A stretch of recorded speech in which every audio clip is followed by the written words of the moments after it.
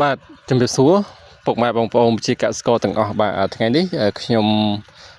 មកចុះពិនិត្យមើលចការសដៃគួររបស់បងប្អូនយើងនៅក្នុងភូមិកំពង់ត្រុំបាទកំពង់ត្រុំក្រោមបាទ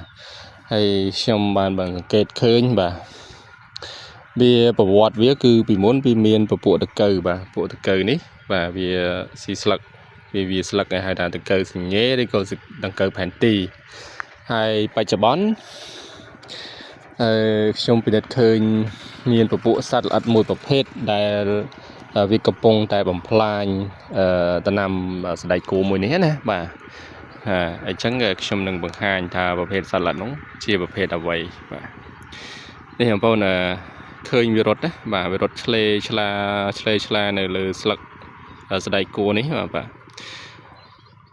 មានលក្ខណៈរូបវាតូចទេបាទតតែពិនិត្យបន្តិចបានឃើញវាណាបាទនេះបងប្អូនវាគឺជាប្រភេទមមាញបៃតងបាទមមាញបៃតងនេះបងប្អូនឃើញស្នាមសក់វាទេបាទអញ្ចឹងពួកហ្នឹងវាវិវត្តខ្លួនពីតូចទៅធំតាមរយៈការសក់ដែរបាទហើយប្រភេទនេះគឺវាបំផ្លាញបាទវាចូលមកគឺបំផ្លាញតែម្ដងបាទទី1ទៅលើស្លឹកបាទទី2ទៅលើផ្កាហើយនិងផ្លែបាទអញ្ចឹងឧទាហរណ៍ថាដំណាក់កាលនេះគឺវាកំពុងតែផ្លែបងប្អូនអរគ្នាបាទពេលដែលវាជញ្ជក់ដែលវាបំផ្លាញគឺតាមរយៈការជញ្ជក់បាទអញ្ចឹងផ្លែទាំងផ្លែនេះបាទទាំងផ្កាបងប្អូនអរគ្នាទាំងកំពុំផ្កានេះក្តីបាទនេះផ្កាដែលកំពុំនេះហើយក៏ដូចជានេះផ្កាជាច្រើនដែលវាកំពុងតែលូតលាស់នេះបើសិនជាមានពពួកនឹងចូលមកណាពួកសត្វល្អិតមមាញបៃតងនេះបាទវាជញ្ជក់ហើយគឺផ្កាហ្នឹងมันវិវត្តខ្លួនចេញជាក្តឹបចេញជាផ្លែទេបាទហើយវានឹងស្អុយវានឹងស្វិតរលួយទៅវិញអញ្ចឹងណានេះគឺជាផលប៉ះពាល់នៃប្រភេទសត្វល្អិតបំផ្លាញបាទតាមរយៈការខ្ញុំពិនិត្យមើលទៅគឺវាមានកូនដែលទៅបញាស់បាទនេះតូចបងប្អូននេះបាទតូចមើលសឹងតែមិនឃើញណាបងប្អូនគ្នានេះបាទអាហ្នឹងវានៅតូចទៅបញាស់នេះមើលទៅរៀងសបាទប៉ុន្តែជាក់ស្ដែងទៅពេលវាធំឡើង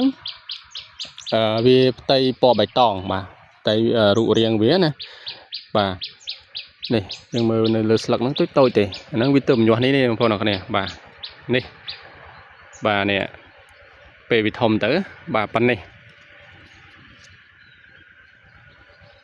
វាអំបោពពួកមមាញដែរបងប្អូនអរគ្នាបាទវាមានមមាញបៃតងមមាញត្នោតដូចជាមមាញប្រផេះបាទឬក៏មមាញប្រព្រុសអញ្ចឹងណាអញ្ចឹងហើយប្រភេទភាគច្រើនគឺប្រភេទមមាញបៃតងវាច្រើនវាចូលចិត្តបំផ្លាញដំណាំប្រភេទនេះច្រើនជាងតែបើមមាញបៃតងមមាញត្នោតវាច្រើនវាបំផ្លាញលើដំណាំស្រូវដំណាំអីផ្សេងអញ្ចឹងណាតែបើតាមអង្កេតការអង្កេតរបស់ខ្ញុំហើយដូចការធ្លាប់ជួបប្រទេសនេះភាគច្រើនគឺជាប្រភេទមមាញបៃតងនេះឲ្យដែលបំផ្លាញលើដំណាំណា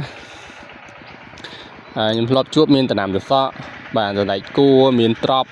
បាទនឹងសិតតែពពួកហ្នឹងហើយបងប្អូនអត់បានចាប់អារម្មណ៍វាបំផ្លាញបាទស្លឹកធ្វើឲ្យស្លឹកនឹងរួញស្លឹកនឹង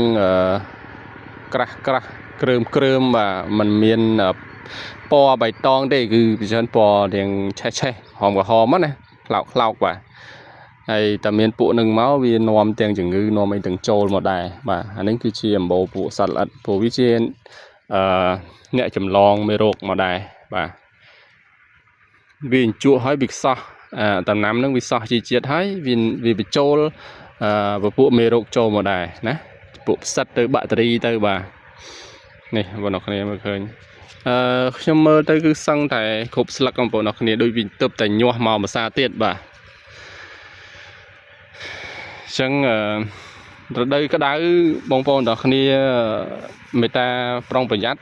ពាក់ព័ន្ធជាមួយដំណាំយើង អង្កេតមើលមិនថាដង្កូវឬក៏ប្រភេទសត្វល្អិតទេវាតែងតែមានបាទតែងតែមានដោយក្រៅវាគឺសម្បូរមែនតើដោយសារអីពេលដែលវាពងមកមួយសាហើយព្រោះថ្នាំភាគច្រើនគឺมันបានស្លាប់ពងរបស់វាទេថ្នាំពលកសកម្មណាបងប្អូនទាំងនេះពីច្រើនគឺវាមានសារធាតុមួយដែលសម្រាប់ពងកំវាប្រខាស់ពងកុំឲ្យញាស់ទៀតណាគឺសារធាតុពួក Lufeneron បាទណាខ្លះក៏ហៅ Lufeneron អីចឹងណាជាភាសាតង់បារាំងបាទតែអង់គ្លេស Lufeneron បាទអញ្ចឹងពពួកមួយហ្នឹងគឺវាប្រខាស់បាញ់ទៅគឺប្រខាស់ពងកុំឲ្យវាអត់ឲ្យញាស់ណាហើយនឹងស្លាប់ពពួកដង្កូវដែរណាកូនដង្កូវតូចនិងកូនដង្កូវទៅពេញវ័យបាទហ្នឹងក៏វាបានពី3មុខដែរណាហើយសម្រាប់ពពួកនេះវាមានសារធាតុមួយចំនួនដែរបងប្អូនអរគ្នាខ្ញុំបង្ហាញត្រួសដូចជាពួក Dinotefuran Imidacloprid Acetamiprid ដូចជាពួក Spirotetramen បាទអាហ្នឹងវាតាមតំបន់ទេតំបន់ខ្លះបងប្អូនប្រើស៊ាំហើយត្រូវតែមានសារធាតុផ្សេងមួយចំនួនបាទហើយខ្ញុំណែនាំជូនប៉ុណ្ណោះដោយសារតំបន់នេះគឺមិនសូវជាប្រើទេអញ្ចឹងអាចប្រើសារធាតុប្រមាណមុខនេះគឺអាចស្លាប់ពួកនឹងបានដែរបាទប៉ុន្តែវាមានសារធាតុផ្សេងទៀតបាទដែលស្លាប់ពពួកអំបូរហ្នឹងទាំងមេបៃតងមេត្នោតបាទពួកទ្រីបបាទពួករុយសបាទហ្នឹងសិតតែអំបូរជក់ដូចគ្នាបាទបំផ្លាញនេះគ្នាបាទតំណាំយើងឲ្យតែមានពួកនឹងចូលមកគឺដឹងតែខ្ទេចហើយតែយើងអត់បានបាញ់ការពារឬក៏ស្លាប់តាន់ពេលវេលាហ្នឹងគឺដឹងតែខ្ទេចហើយបងប្អូនអរគ្នាបាទអញ្ចឹងខ្ញុំចូលរួមប្រព័ន្ធនេះចុះបាទបានជាចំណេះដឹងមួយសម្រាប់បងប្អូនអរគ្នាដែលគាត់ដាំបន្លែបាទមិនថានេះទៅអំបូរពិសិនខ្ញុំនិយាយនេះគឺផ្ដោតសម្រាប់ទៅលើផ្លែណាអំបូរដែលយកផ្លែហើយវាតែពួកត្រប់ពួកអីហ្នឹងក៏វាបំផ្លាញដែរពួកសារធាតុប្រភេទសត្វទាំងប្រមាណប្រភេទមិញនេះបាទមានមេបៃតងនេះបាទមេត្នោតមេព្រុសបាទឬក៏មេមួយទៀតមានរុយសមានពួកទ្រីបអីជាដើមណាបាទអញ្ចឹងខ្ញុំមានប្រព័ន្ធនេះសូមជាចុងក្រោយក៏សូមអរគុណបងប្អូនអរគ្នាសូមជម្រាបលា